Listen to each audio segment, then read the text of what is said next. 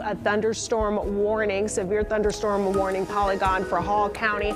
We're going to, so all of these areas, especially with the heaviest downpours, you want to watch for that flooding risk. This is going to be Gainesville through Athens into Watkinsville. So with these storms, our biggest threats are going to be flooding. We're also looking for gusty winds and some straight line winds. We're looking for the possibility for a few spin up tornadoes as well. But with those winds, take a look at our power outages across the state. We have around 70,000 reported across Georgia. And as we take a look into a couple key counties, we're looking at Fulton and we're looking at DeKalb counties, nearly 1,000, upwards of 10, nearly 10,000, upwards of 10,000 in some areas. We're also looking for Gwinnett, 7,500, 5,000 in Henry County. So we're going to continue to watch for these power outages as well as that heavy rainfall. So because of it, we're looking for several inches of rain within within an hour or so as we continue to monitor all of these storms. Our biggest threats again are going to be spin up tornadoes, straight line damaging winds,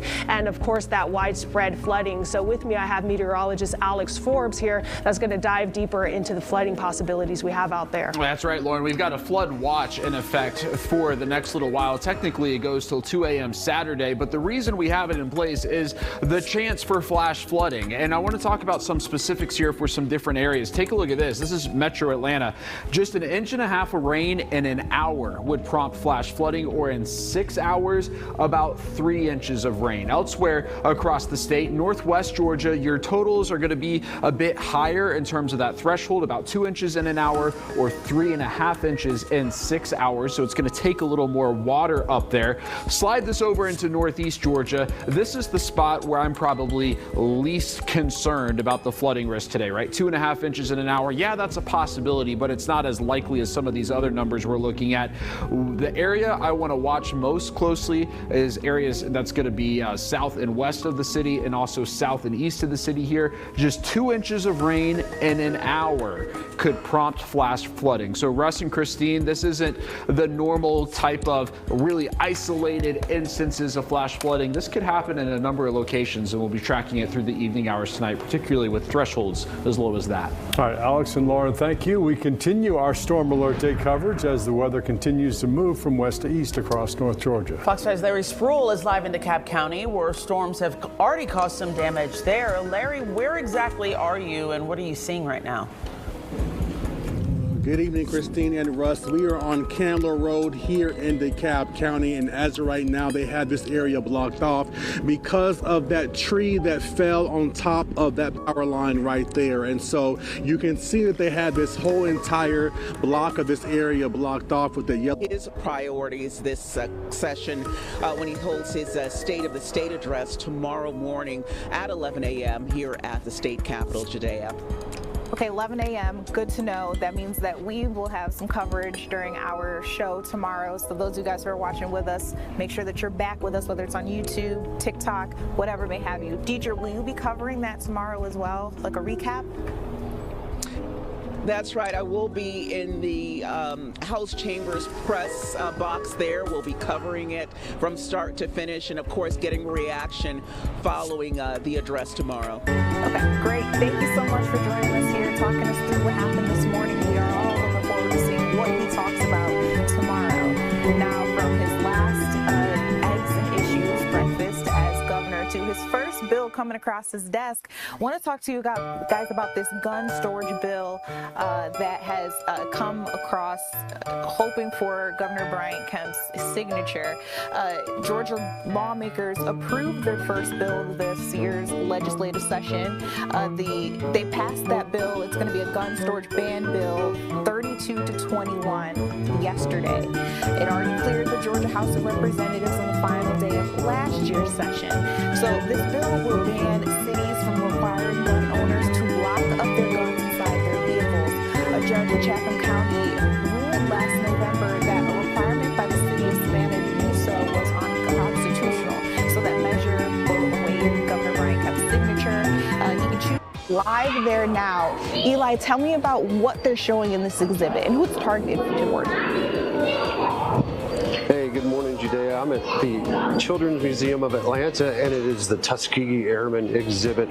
Tuskegee Airmen actually was formed 85 years ago yesterday, and they got a heck of a good record. They flew 179 missions and only lost bombers on 7 of those missions. So they had 172 missions without losing a single aircraft. And it's a really cool exhibit here for kids. There's a lot of interactive things. Even some adults are getting into it. And they got a lot of history here. They got some physics that you can make some airplanes and stuff. I like these little kiosks here. You got a lot of information. You can see a lot of history and stuff. And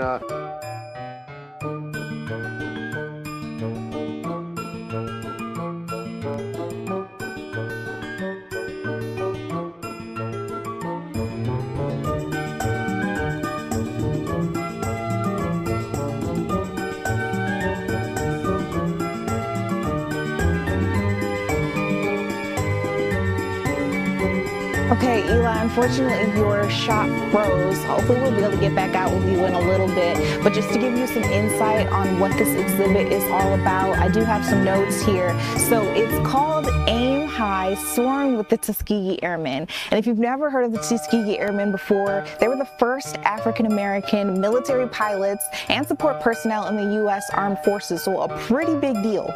So this exhibit shows a little bit more about who they were, some of the missions that they were able to go on, and keep in mind that this was all during a time where racism was very much so well and alive. So while they were risking their lives to keep us safe here in the U.S., doing everything they could on the front lines, sometimes these men would come back home and not receive the warm welcome that every veteran is should be awarded. And so having an exhibit like this is pretty cool, especially in our area, for children to learn more about their legacy, to learn more about the U.S. military in general, and the, dare I say, the sacrifice that these men and women have made in our lives. Specifically, these are African-American men that we're talking about, though. So hopefully we'll be able to get out to our Eli Jordan in just a little bit. I'm now seeing that we're having some technical difficulties too, so we'll take a step back. But earlier this week, if you didn't get to check it out, our governor, Georgia Governor Brian Kemp, delivered his final State of the State address. And in it, he talked about some news that were pretty big for your wallet, for your purse. I want to let you listen in to what he had to say when it pertained to tax breaks and incentives and a little bit of money that we might be owed when tax season rolls around. Yeah, absolutely. I'm here in Madison, Georgia at the Godfrey Dairy Farm here. This farm has been in Megan Clark's family for years, and she took over in 2019 running this farm. And like you said, 2026 is the UN designated Year of the Woman Farmer. So thought we would join Megan here and talk a little bit about her dairy farm. Megan, thank you for joining us today. And tell me, what does this mean to be Year of the Woman? This Year of the Woman farm. What does this mean? Why is this significant? So I think it's significant because there are so many more women in the industry than most people realize. Our veterinarian, our nutritionists, chopper operators, and so it's really exciting for the future generation to spotlight some of these women, to realize there's so many opportunities here. Absolutely, absolutely. You don't have to just be an owner of a farm or something like that. You can, there are a lot of other jobs, huh? That's correct. Yeah. Okay. It looks like the signal isn't that great all the way out there in Madison. If we do get them back, I'll try to get you back out there as quickly as possible. But for the time being, let's come back to me here in studio and we can chit chat about Roblox. Like I told you, an investigation right now is taking place here in Georgia. The Georgia Attorney General has launched an investigation into Roblox. He says that there may be some concerns with safety. We know here at Fox 5 Atlanta, we've reported on a couple of different families, specifically in DeKalb County, who say that their children have had some run-ins while trying to play with friends. So let's talk about the new investigation. Attorney General Chris Carr is looking into whether Roblox violates Georgia's consumer laws by failing to protect minors.